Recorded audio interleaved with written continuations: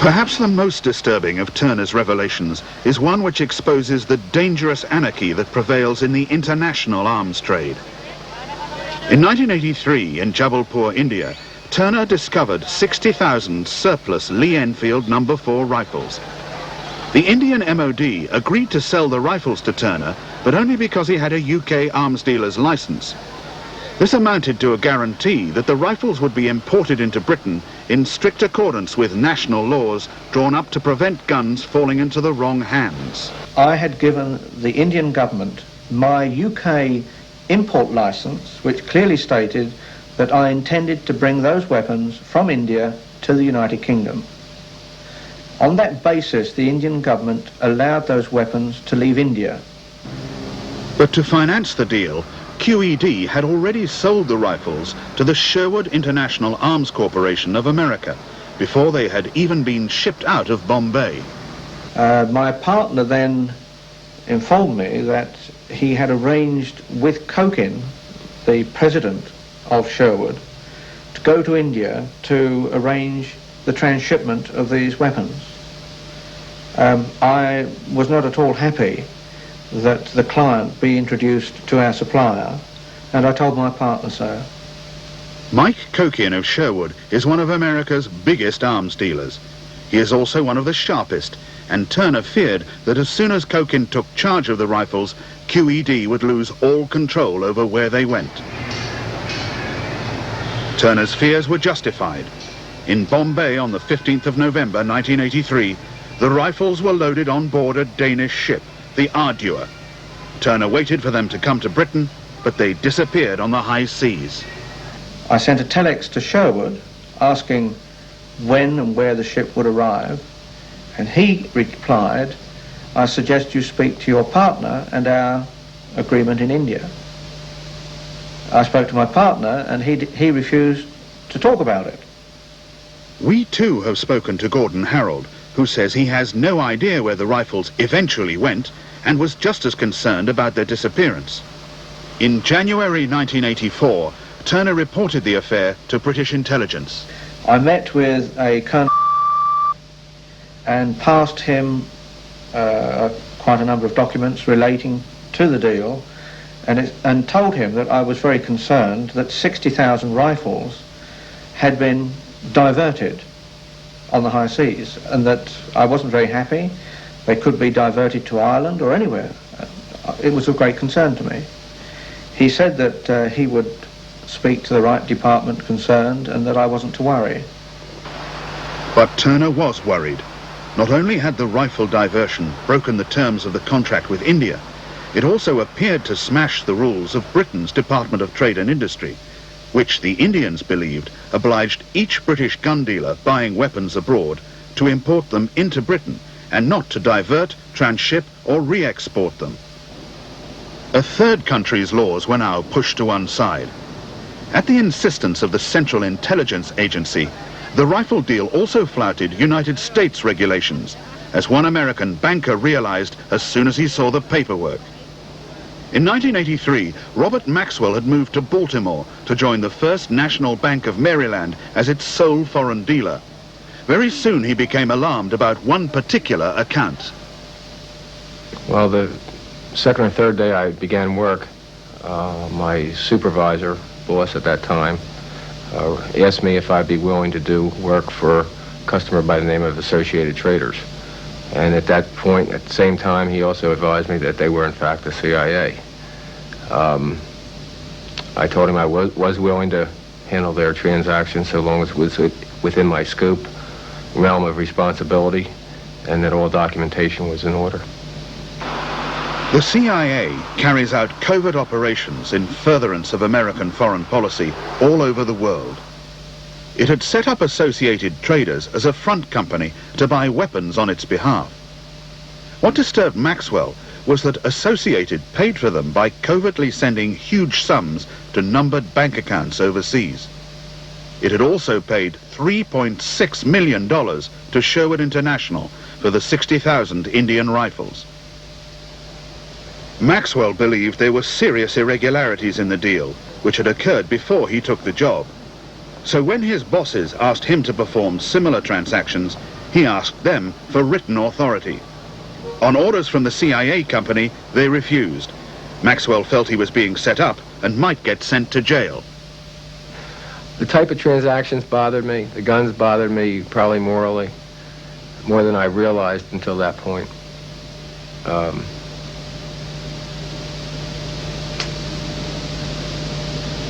I thought it was time to blow. Maxwell quit, taking copies of Associated's papers with him. The address the firm gave on its letters was in this Baltimore apartment block.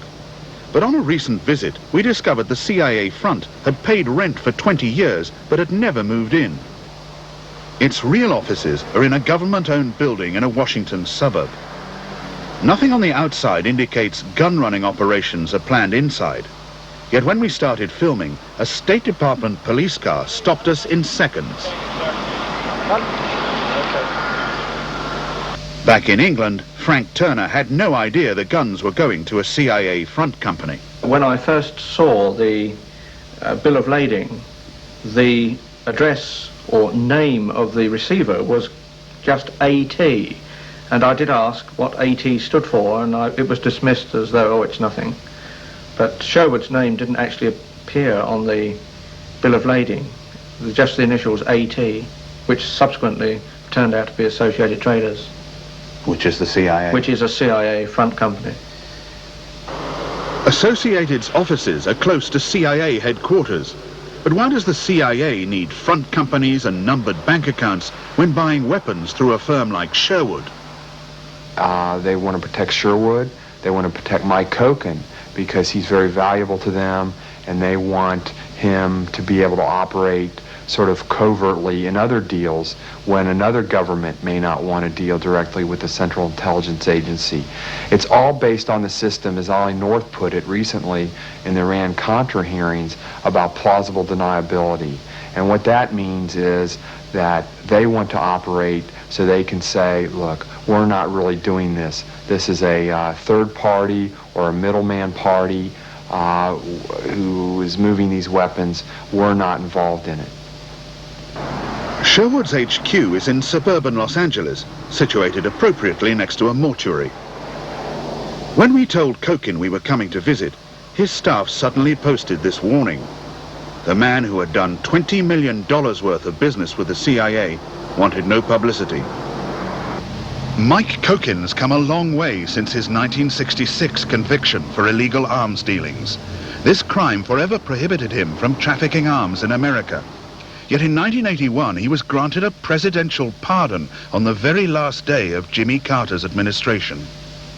It seems extraordinary that a man with a serious firearms conviction could get a presidential pardon and then become a CIA arms dealer. Well, I suppose if you have the right connections and you're going to be doing work for the CIA, that's not as strange as it sounds. Strange as it sounds, Frank Turner had no idea Kokin worked for the CIA. He thought the 60,000 rifles were on their way to American hunters. It's an item which Americans love to own.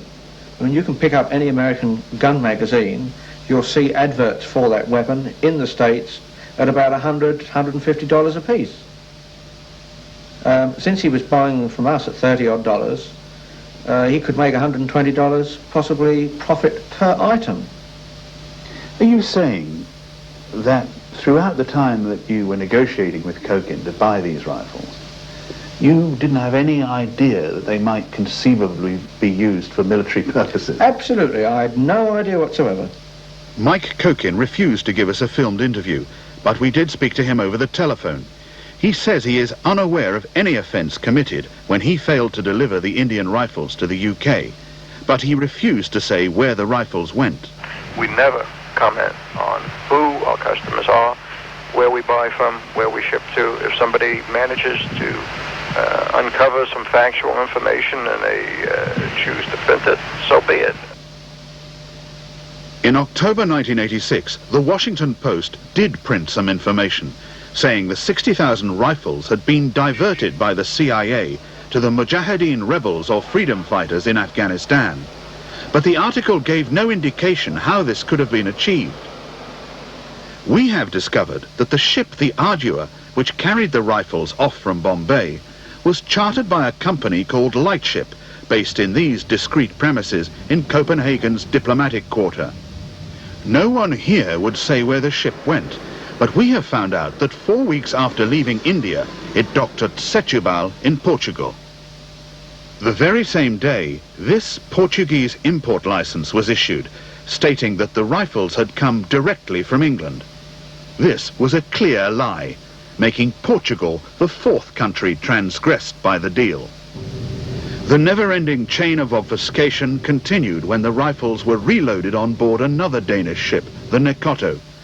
The captain gave his next port of call as Los Angeles, but this was yet another lie, for the ship never went near America. Instead, it sailed east to dock at Karachi in Pakistan at the end of January 1984. Karachi would be the right port of call for any CIA arms shipments to the Afghan rebels, all of whose supplies must pass through Pakistan. Yet when we talked to the rebels' military command in Peshawar and to the gun dealers in nearby Dara, they all ridiculed the idea that even in 1984, the rebels would have wanted any Lee-Enfield rifles. Do you have any British Mark 4s? First is like Mujahideen Mark 4, but it is now is like rocket launcher, Kalashnikov. Mark 4 Britannia? No. Mark 4 Britannia nahi. Britannia Mark 4? No. No, Britannia Mark 4, no. At this point, the trail runs cold. But the deal was clearly so sensitive that the CIA was prepared to ship the rifles back and forth over 10,000 miles and break the spirit of 4 countries' laws just to conceal their final destination. In stark contrast, Frank Turner was so alarmed by the rifles' disappearance that earlier this year he again pressed British intelligence to act. But in a follow-up phone call, which Turner as always recorded, his security contact made it clear that his Secret Service bosses were less worried about the rifles than about bad publicity. They are very concerned that, that there is, that most of these things, don't get into the press because it doesn't bode well for MOD, etc., etc., etc., and odd dealings and one thing other of that nature. Turner wrote many letters to his then MP, Tim Brinton, who approached the Cabinet Secretary, Sir Robert Armstrong. In his reply, Armstrong, who is the Prime Minister's security advisor, conveyed the impression that Turner's security contact had not had Turner's papers. Turner protested to his contact, who said he had received the papers, but his bosses may have wished to deny it. Armstrong's staff then told Turner to contact the Department of Trade and Industry. When I directed my inquiries to them, I was told that they knew nothing about it and that they weren't really concerned if the weapons were delivered anywhere. It wasn't really their concern. In a recent letter to Frank Turner, the DTI has stated that the failure to import the 60,000 rifles from India involved no breach of UK regulations, and that the terms of its international import certificate, not to divert, transship, or re-export, did not apply to the rifle transaction. The letter came more than 2 years after the DTI should first have investigated the affair. In 1985, Frank Turner had so fallen out with his partner Gordon Harold that he petitioned the High Court to shut QED down. The Indian rifle affair occupied much of the hearing. The judge, Vice-Chancellor Sir Nicholas Brown Wilkinson, was outraged the rifles had disappeared onto the illegal arms market, may have gone anywhere, and caused great loss of life. So he had ordered a DTI inquiry. After 2 years' silence, Turner wrote to ask what had happened. Sir Nicholas explained there had been a procedural mistake. I'm as much concerned as you are that my order has not been complied with. However, I am satisfied that the failure was due to administrative error in Chancery Division chambers. It seems a great coincidence that all these departments seem to be having similar problems at the same time. Turner's new Conservative MP has taken up his complaints about the disappearing rifles. There is apparently, following my investigations with the Department of Trade, no lapse in the legal aspects concerning that particular shipment. However, the security implications of what's happened are immense, and that's why I've taken up this particular case of the rifles with the Home Secretary, saying that I would like to be assured that the government security services are very aware of this missing shipment and are looking into it and dealing with it, because it's very serious indeed. Why is there such a sort of cloud, an apparent deliberate obfuscation over this whole affair? I wish I knew the answer to that. Obviously, they have been diverted to a user that the British government nor the American government wish to admit. And we, QED, were merely the pawns in achieving that. I mean, had I known that that was going to happen, I wouldn't have been involved in the deal at all. Well, what do you mean by that? Had I have known the involvement of these people in it, and the subterfuge and the lying and secrecy involved, I mean, I honestly thought they were coming to the United Kingdom and that they were legitimately going to be exported to an American company. You don't think that all this lying, subterfuge and secrecy is part and parcel of the arms trade? Oh, I'm sure it is. In hindsight, it obviously is. A lot of it goes on. What I'm saying is, as far as I'm concerned, I must have been very naive to be involved in the way that I was. Ironically, it is the whistleblower Turner who has suffered worst of all from the Indian rifle affair. First, in the High Court case, the judge took a dim view of his character, saying Turner was outclassed in a ruthless and disreputable game, and describing him as a piranha fish in a shoal of sharks. Now, that's not very flattering about you. It's certainly not.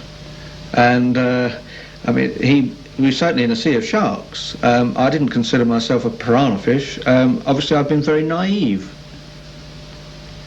It seems, you know, you're a big boy, you know, you perhaps should have seen that you were in this shoal of sharks. In all my dealings, attempted to deal dishonestly or illegally with weapons. And I find this quite incredible. But Admiral David Kirk thinks the judge wholly misread Frank Turner. I have a greater trust in Frank than practically anybody else I've ever met.